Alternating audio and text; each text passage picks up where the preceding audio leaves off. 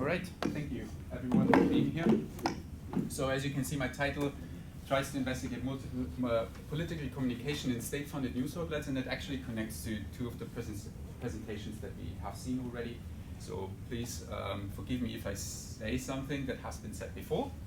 But my goal is actually to introduce you to a framework that I developed in the past year with two other researchers that allows us to understand the multimodal nature that we face when we look at the social media nowadays.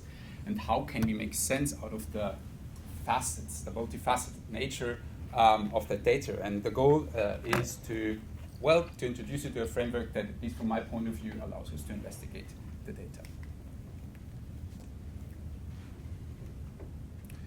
So, when we speak about the dissemination of anti-Semitism in social media, we don't speak about a new phenomenon. It's a rather decades-long continuum, and unfortunately, as we can see in multiple studies, the scope and the quantity is constantly growing. What we also see is, we live not just after October 7 in a world of crisis, we live in a world of polycrisis, and that leads to heightened tensions, scapegoating, and not just anti-Semitism is on the rise, but multiple forms of bias, each with its own manifestations. When we speak about the study of the internet, the social media, well, we have a growing body of research, and I think in the last 2 decades there is significant advance in understanding what's actually going on in the social media domains.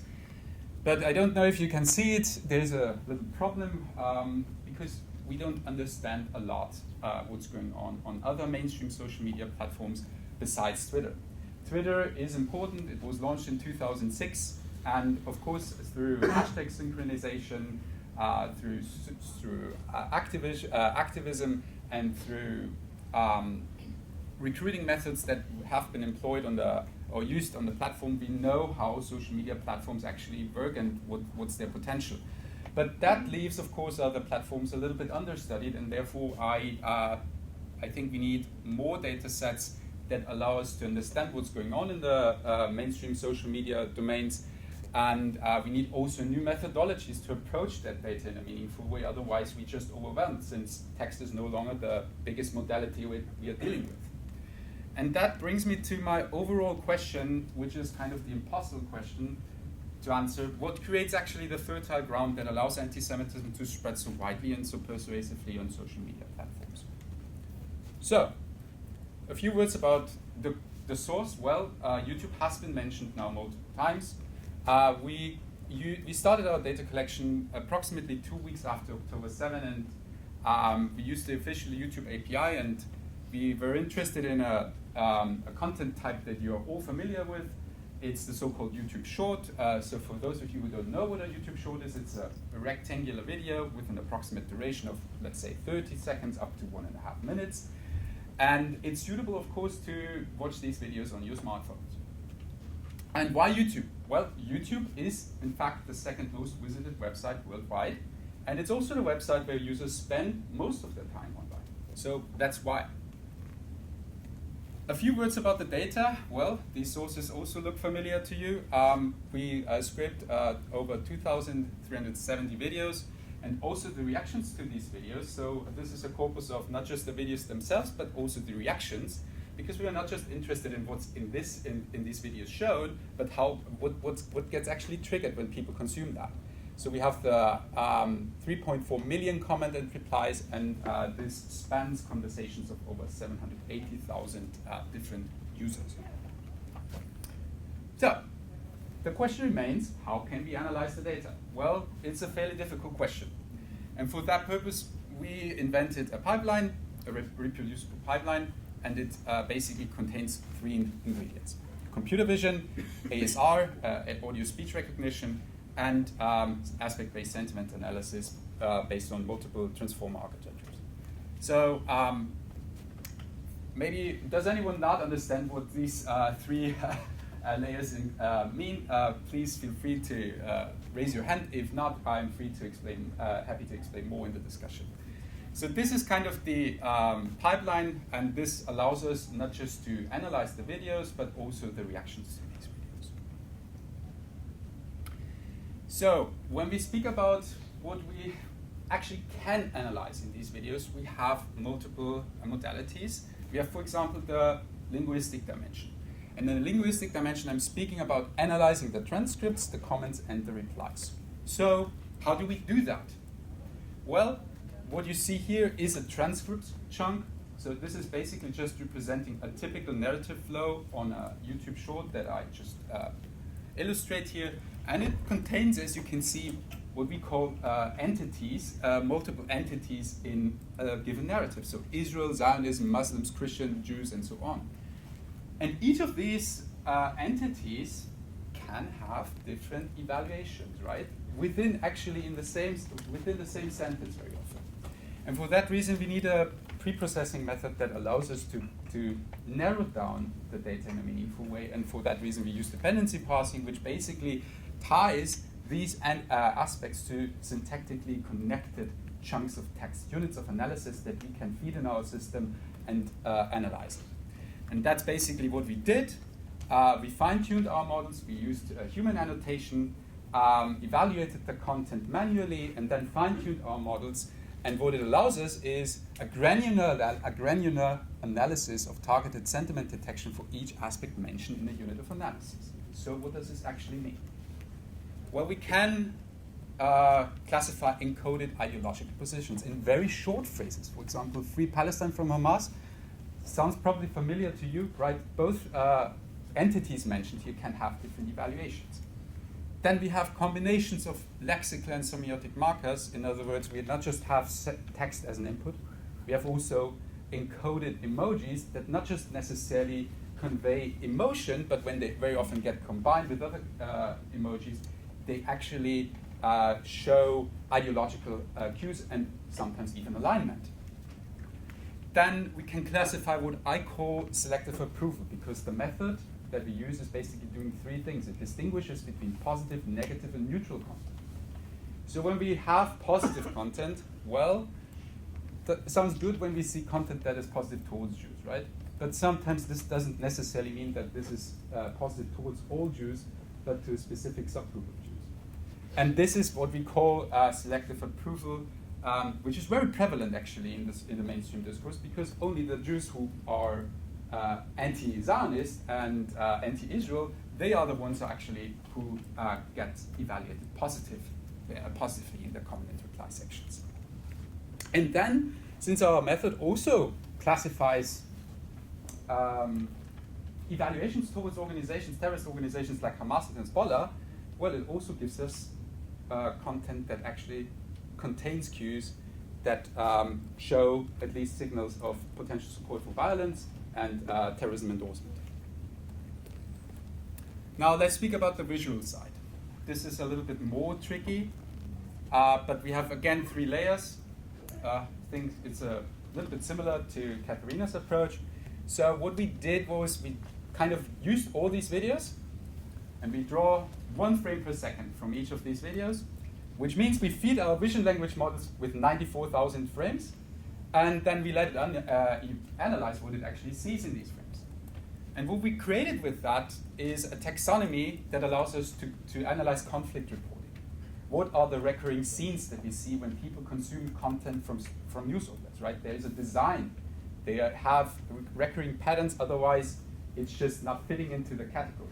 So we invented a taxonomy for semantic scene analysis, and that scene analysis allows us to draw distinctions between acute situations and ideological triggers, which very often contain strong emotional weight. When you see explosions, when you see babies crying, it has the potential to evoke strong emotions.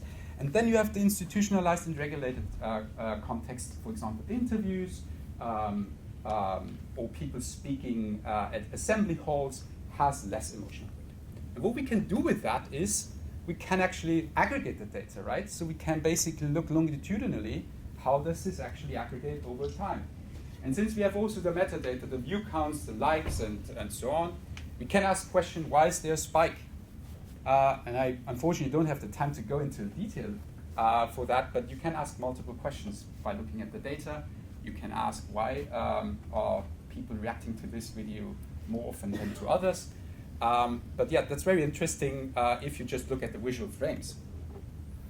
So now I'd like to use my remaining time to show you a couple of findings of the analysis. I will focus primarily on the linguistic side. And what you can see here is a heat map, and basically this is the longitudinal axis, and on the vertical axis you can see the aspect categories that we are analyzed. And blue is positive, red is negative, and gray is neutral. And I'd like to focus on two patterns here, Palestine, I don't know if you can read it here, and Israel.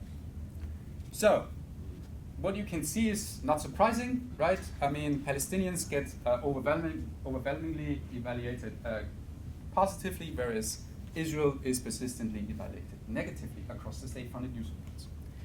Now, this is not surprising, so now we need to go a layer deeper. So this is when we look at the macro level, what has actually been said, what is the narrative level telling us when we zoom out and ask what's actually co-occurring syntactically to these aspect categories. We can see, for example, that Israel is committing something when it gets evaluated negatively.